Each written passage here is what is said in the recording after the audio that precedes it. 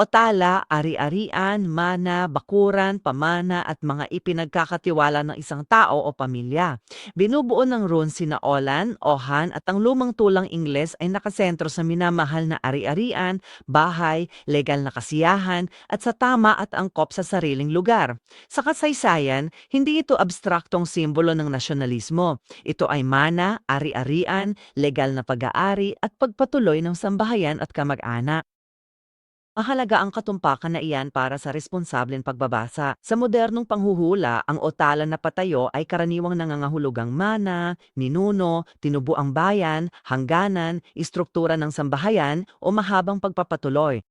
Baliktad, matigas na tradisyon, pasaning pamilya, minanang trauma o pamanang naging kulungan.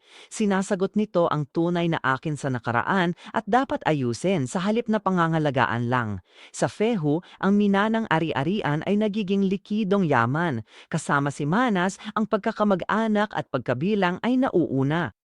Sa Berkano, ang tahanan ay isang buhay na lahi, hindi gamit lang. Dahil ang rune na ito ay ginamit ng mga Nazi noong 1900s at ng mga puting supremacist, ang modernong paggamit ay dapat may malinaw na konteksto at pagtanggi sa ekstremismo.